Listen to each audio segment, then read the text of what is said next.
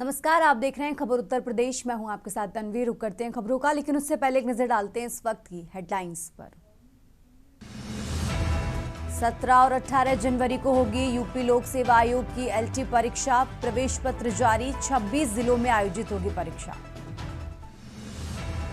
लखनऊ में पीएम मित्र पार्क के पास आवासीय योजना तैयार करेगा आवास विभाग। मुख्य सचिव एसपी गोयल ने दिए निर्देश।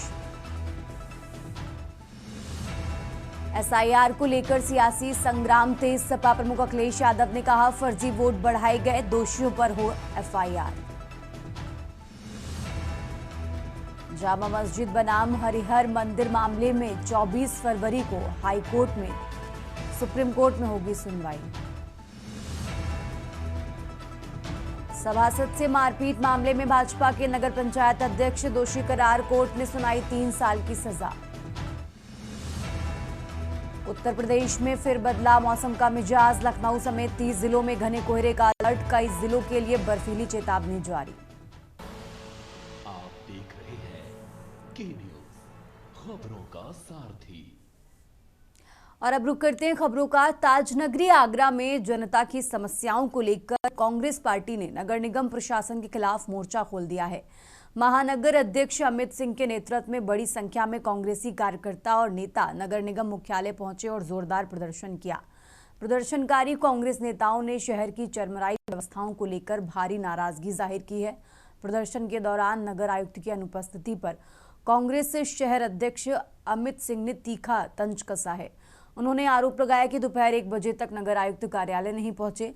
शहर अध्यक्ष ने कहा कि जनता समस्याओं से त्रस्त है और अधिकारी अपने घर पर हीटर का आनंद ले रहे हैं।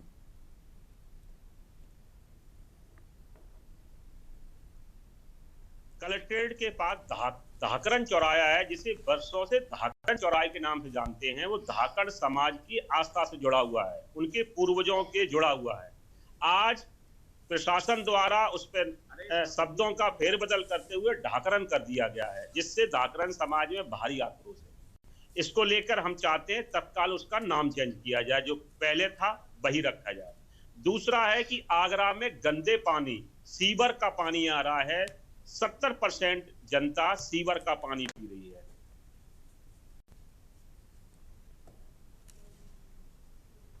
और अब खबर संभल से है, जहां दौरों पर पहुंचे जिले के प्रभारी मंत्री धर्मवीर प्रजापति ने प्रेस वार्ता कर विकसित भारत जी राम जी योजना को ग्रामीण आबादी बहुलता वाले भारत को विकसित बनाने के लिए उठाए कदम ऐतिहासिक बताए हैं।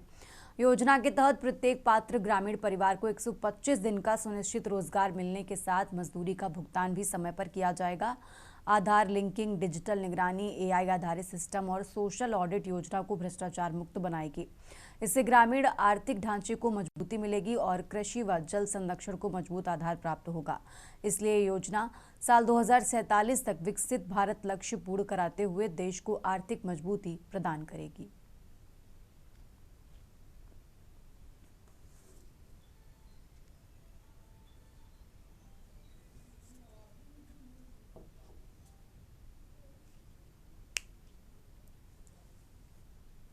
बारे में पूरी विस्तार से जानकारी दे दूं।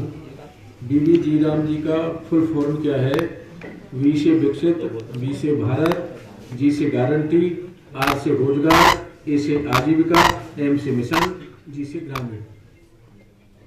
ग्रामीण क्षेत्र को इस अधिनियम के माध्यम से हर गांव को विकास की मुख्य धारा से कैसे जोड़ा जाए। पहले मनरेगा में सीमित कार्य होते थे, लेकिन अब अधिकार दिया जाएगा ग्राम पंचायत को कि गांव के पंचायत के लोग ही गांव में विकास की क्या आवश्यकता है, क्या गांव के विकास में कार्य हो सकते हैं, ग्राम पंचायत फैसला करेगी। और सरकार, केंद्र की सरकार 60%, उत्तर प्रदेश की सरकार 40% पैसा देंगे।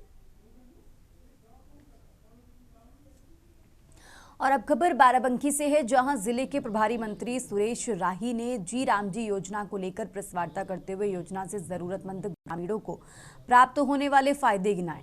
दावा किया कि विपक्ष मनरेगा योजना बंद करने की अफवाह फैला रहा है, क्योंकि केंद्र सरकार ने योजना समाप्त न कर जरूरी लाभकारी प्रावधान शामिल किए हैं। प्रभारी मंत्री ने दावा किया कि जी राम जी योजना पहले से ज्यादा दिनों का रोजगार मुहैया कराएगा। साथ ही काम यानी रोजगार ना उपलब्ध करा पाने की स्थिति में चयनित पात्र मजदूरों को भत्ता दिया जाएगा। योजना के नाम से महात्मा गांधी का नाम हटाए जाने के सवाल पर मंत्री ने जवाब दिया कि महात्मा गांधी के हृदय में राम थे, इसलिए किसी को आपत्ति नहीं होनी चाहिए।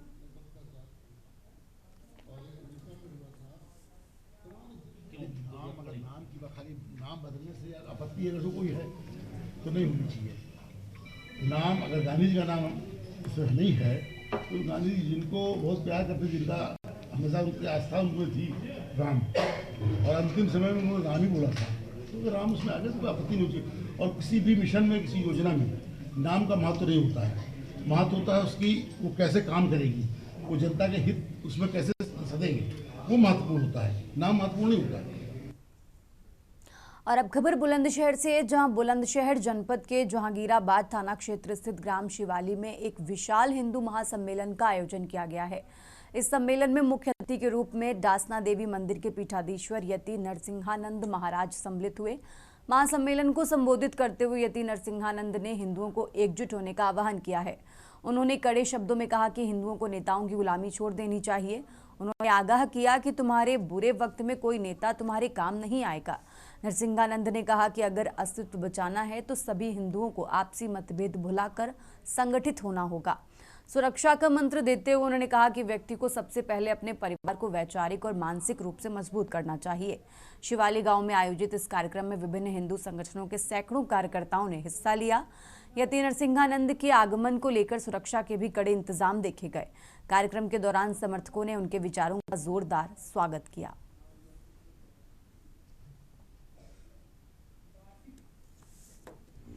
और इसके लिए सबसे पहले नेताओं की दलाली छोड़ दो। तुम्हारा कोई भी नेता तुम्हारा सगा नहीं है। अगर मोदी के काल में और योगी के टाइम में पुलिस हिंदुओं के कार्यक्रमों को इस तरह रोक सकती है, तो कल क्या होने वाला है जब सत्ता दूसरों की होगी। क्योंकि सत्ता कभी भी एक के पास नहीं रह सकती, ये तो उलटती और पलटती रहती है। और भाई फिर तुम क्या करोगे? जो नेता अपनी सरकार में तुम्हारा भला नहीं कर पा रहे, जब सरकार विरोधियों की होगी तो वो तुम्हारे लिए क्या कर पाएंगे भाई?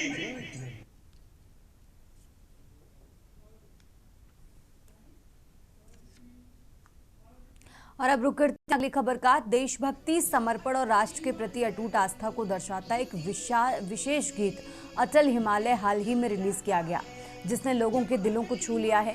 ये गीत देश के प्रधानमंत्री नरेंद्र मोदी के व्यक्तित्व, नेतृत्व और राष्ट्र निर्माण में उनके योगदान को समर्पित है।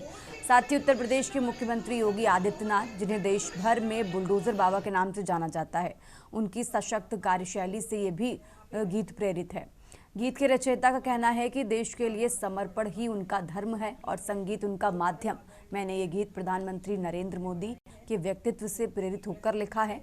वो देश के लिए दिन रात काम करते हैं, वहीं भावना मैंने अटल हिमालय में उतारने की कोशिश की है। साथ ही मुख्यमंत्री योगी आदित्यनाथ की निडर और सशक्त कार्यशैली मुझे बहुत प्रेरित करती है। मुझे जो भी संगीत की शिक्षा और संस्कार में मिले हैं, मैं उन्हें अपने देश के नाम समर्पित करता हूँ।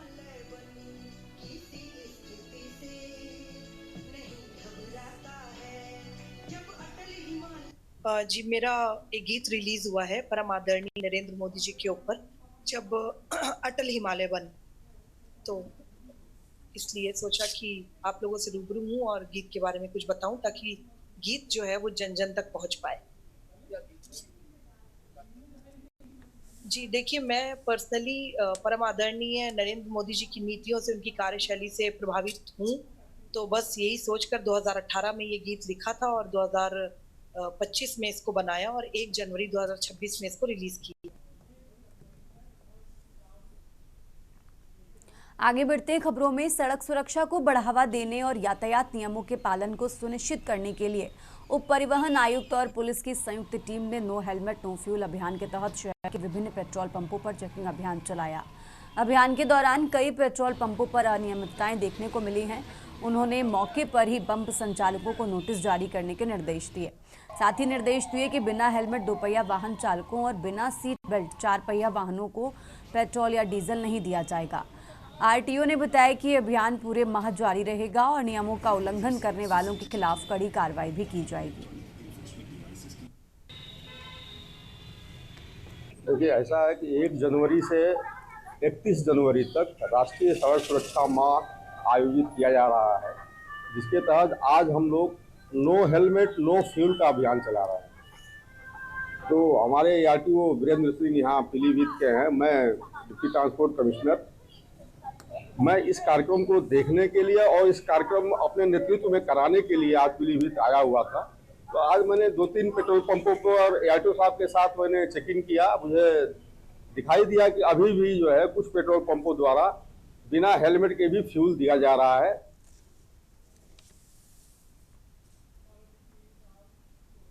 और अब खबर झांसी से है, जहां झांसी में प्रभारी मंत्री बेबी रानी मौर्य ने जिलाधिकारी कार्यालय स्थित नवीन सभागार में अधिकारियों के साथ बातचीत की है।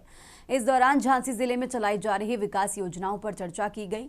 आयुष्मान कार्ड, महिला संबंधी योजनाएं और 23 सड़कों के निर्माण की बात भी सामने आई है। इस दौरान प्रभारी मंत्री ने कहा कि किसानों के साथ फसल बीमा के नाम पर जो मामले सामने आए हैं, उनकी जांच चल रही है। जांच के बाद कार्रवाई अमल में लाई जाएगी।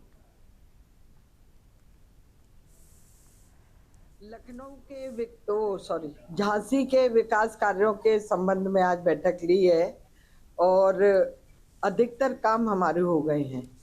लगभग 23 सड़कें बनके तैयार हो गई हैं, कुछ प्रोसेस में हैं। इसके अलावा 100 करोड़, लगभग 110 करोड़ रुपए आयुष्मान योजना में हम दे चुके हैं। जननी मातृ योजना है, उसमें भी जो शहर की बहनें हमारी, जो प्रसव के बाद उसके जो भी बच्चा होता है उसे 1000 रुपया दिया जाता है। जो ग्रामीण अंचल की बहनें, उसे 1400 रुपये दिए जा रहे हैं। ये योजना अभी शुरू हुई है और लागू हो गई है। और अब खबर बुलंदशहर से है, जहां बुलंदशहर जनपद की कोतवाली देहात पुलिस ने ब्लॉक प्रमुख के भतीजे सूफियान की सनसनीखेज हत्या के मामले में बड़ी सफलता हासिल की है। पुलिस ने एक भाजपा नेता सहित 3 सगे भाइयों को गिरफ्तार कर उनके कब्जे से लूटी गई पिस्टल भी बरामद कर ली है। पुलिस जांच के अनुसार ये पूरी वारदात 4 जनवरी की देर शाम को हुई थी। आम के बाग के फ्रंट की पैमाइश को लेकर 2 पक्षों के बीच अचानक विवाद शुरू हो गया। विवाद इतना बढ़ गया कि आरोपियों ने सूफियान की पिस्टल लूट ली और उसकी हत्या कर दी। पुलिस ने जिन 3 मुख्य आरोपियों को गिरफ्तार किया है, वो आपस में भाई बताए जा रहे हैं।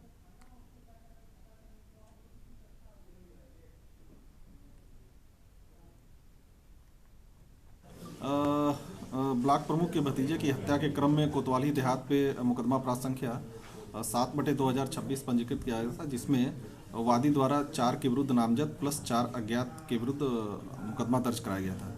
इसमें 3 आरोपी गिरफ्तार किए गए हैं और इन तीनों को पुलिस हिरासत में लेकर पूछताछ की गई है। पूछताछ के दौरान इनके द्वारा अपनी अपराध में संलिप्तता कबूल की गई है और इसमें एक की निशानदेही पे पिस्टल भी बरामद हुआ है। तीनों आरोपियों को हिरासत में लेकर माननीय न्यायालय रवाना किया जा रहा है। इस संबंध में जो घटनाक्रम है उसके अनुसार सुफियान और उसका भाई अकरम ये जो है जमीन की नाप के क्रम में नीमखेड़ा गांव गए हुए थे।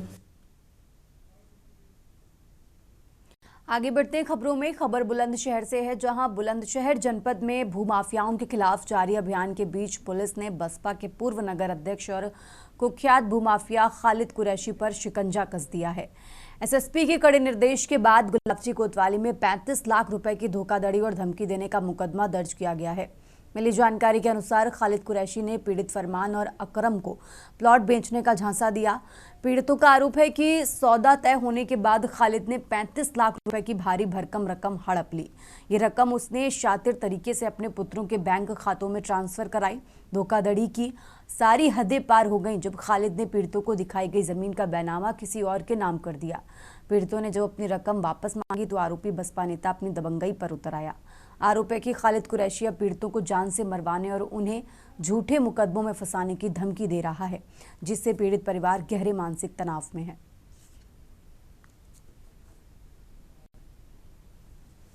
ये खालिद है नगर अध्यक्ष बसपा के गुलाउफी के। इन्होंने हमें एक ज़मीन दिखाकर उसमें प्लॉट दिए और मेरे पार्टनर फरमान और हमको हमसे 35 लाख रुपए ले लिए गए और हमें बाद में पता चला कि इसकी तो ज़मीन है ही नहीं, इसके हम पे कुछ नहीं है और हमसे 35 लाख रुपए ले लिए गए। हमें पता चला, हमने खालिद से कहा कि हमारे पैसे दो या बैनामा कराओ। उसने इसी कहने पर हमें जान से मारने की धमकी दी। नाम क्या है और पूरा मामला क्या है? मेरा नाम फरमान है, मैं गुलाउठी जिला बुलंदशहर का रहने वाला हूँ। मेरे साथ गुलाउठी के ही खालिद जो बसपा के नगर अध्यक्ष हैं, उन्होंने और उनके 3 बेटों ने मुझे धोखाधड़ी से जो है किसी और की जमीन दिखा करके मुझसे और मेरे पार्टनर से 35 लाख रुपए ले लिए हैं और हमें जो है बैनामा नहीं करा रहा, ना ही हमारे पैसे वापस लौटा रहा है। जबकि हम कहते हैं तो हमें मारने पीटने की और धमकी देता है, जान से मारने की। आगे बढ़ते हैं खबरों में। मनरेगा कानून के मूल स्वरूप की बहाली और कामगारों की अधिकारों की रक्षा के लिए कांग्रेस पार्टी ने चंदौली से बड़े आंदोलन का शंखनाद कर दिया है। जिला मुख्यालय स्थित कांग्रेस कार्यालय में आयोजित एक प्रेस वार्ता के दौरान पार्टी ने सरकार की नीतियों के खिलाफ मोर्चा खोलने का ऐलान किया। जिला अध्यक्ष अरुण द्विवेदी ने बताया कि मनरेगा में किए गए हालिया बदलावों के विरोध में आगामी 12 जनवरी को कांग्रेस कार्यकर्ता पंडित कमलापति त्रिपाठी पार्क में 1 दिवसीय उपवास रखेंगे। ये सत्याग्रह मजदूरों के प्रति सरकार की बेरुखी के खिलाफ एक प्रतीकात्मक विरोध होगा।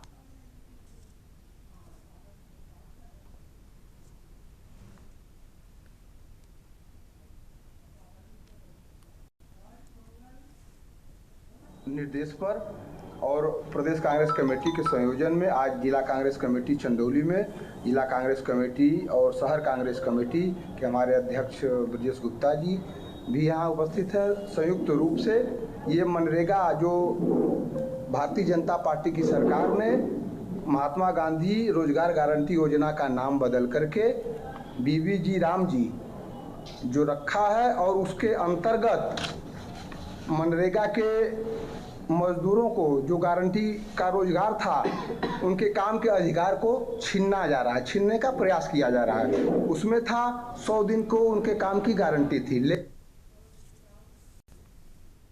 और अब खबर फर्रुखाबाद से है, जहां कायमगंज स्थित द किसान सहकारी चीनी मिल्स लिमिटेड के प्रधान प्रबंधक रमेश कुमार व मुख्य गन्नाधिकारी प्रमोद यादव ने कंपिल क्षेत्र के बाढ़ प्रभावित इकलहरा व शाहपुर गंगपुर गांव का भ्रमण कर किसानों से संवाद स्थापित किया है। प्रधान प्रबंधक ने खेतों में गन्ना छुलाई कर रहे किसानों को मिल को ताज़े और साफ सुथरी उपज उपलब्ध कराने का सुझाव दिया और कहा कि मिट्टी और खरपतवार सने गन्ने मिल के लिहाज से अनुपयुक्त साबित होते हैं। उन्होंने चौपाल लगाकर गन्ना किसानों को ज़्यादा से ज़्यादा बसंतकालीन गन्ना बुआई करने की सलाह दी है।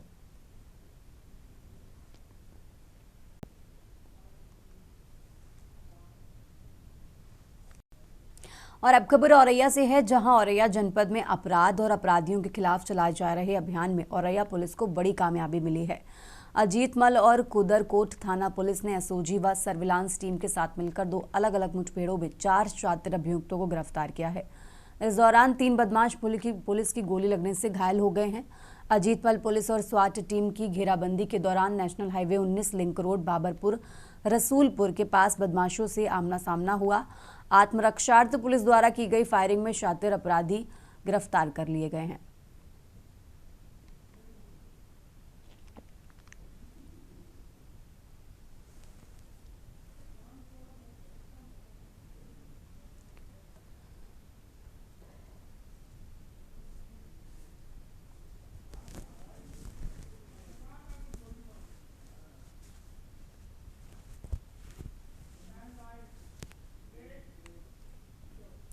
यहाँ रुकते एक छोटे से ब्रेक के लिए, फौरन होंगे हाजिर।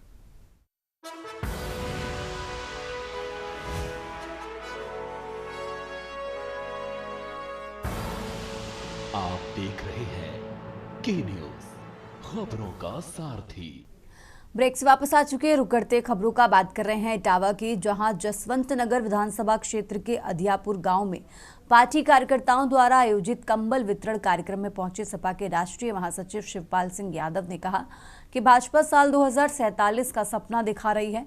हकीकत यह है कि भाजपा के सत्ता संभालते समय देश पर मात्र 34% कर्जा अब बढ़कर 93% हो चुका है। सपा नेता ने सवाल उठाया कि लगातार कर्ज बढ़ने के बीच विकासशील देश भारत विकसित कैसे बन सकेगा। शिवपाल ने दावा किया कि सपा शासनकाल में उन्होंने ही गांव में बने मकानों के मालिकाना हक को कानूनी रूप दिलाया था, जबकि अब घरौनी के नाम पर तहसीलदार से लेकर लेखपाल तक ग्रामीणों से लाखों रुपए वसूल रहे हैं।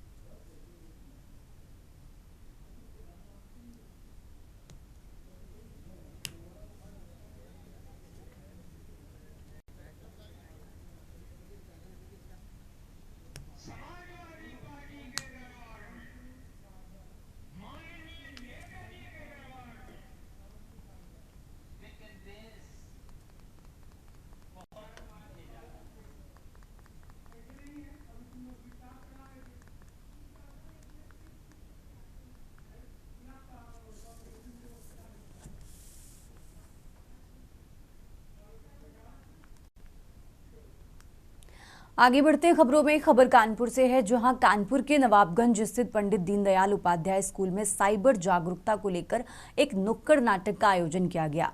कार्यक्रम में कानपुर पुलिस कमिश्नर रघुवीर लाल मुख्य अतिथि के रूप में शामिल हुए। इस अवसर पर कानपुर पुलिस की साइबर जागरूकता टीम ने नुक्कड़ नाटक के माध्यम से साइबर अपराध, ऑनलाइन धोखाधड़ी, सोशल मीडिया सुरक्षा और डिजिटल सतर्कता से जुड़ी महत्वपूर्ण जानकारियां दी हैं। नाटक के जरिए बच्चों और शिक्षकों को बताया गया कि किस तरह साइबर ठगी से बचा जा सकता है और संदिग्ध कॉल, लिंक या मैसेज से सावधान रहना चाहिए। पुलिस कमिश्नर रघुवीर लाल ने कहा कि डिजिटल युग में साइबर सुरक्षा बेहद जरूरी है और बच्चों को शुरुआत से ही इसके प्रति जागरूक करना आवश्यक है। उन्होंने छात्रों से अपील की है कि वे इंटरनेट का सुरक्षित और जिम्मेदारी से उपयोग करें तथा किसी भी साइबर अपराध की जानकारी तुरंत पुलिस को दें।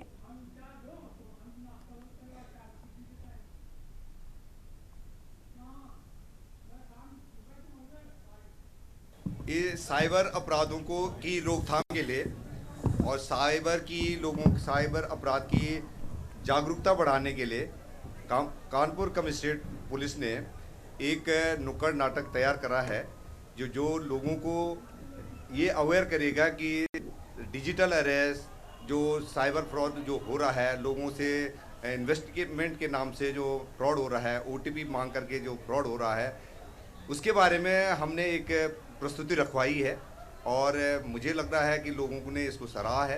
और ख़ास करके जो नई जनरेशन है कि मोबाइल फ़ोन का इस्तेमाल कैसे करें, साइबर क्राइम से बचने के लिए आपको क्या क्या प्रिकॉशन लेने हैं, तो इस नुक्कड़ नाटिका में दिखाने का प्रयास किया गया। उत्तर प्रदेश की खबरों में फिलहाल इतना ही। आप देखते रहिए के न्यूज़ इंडिया।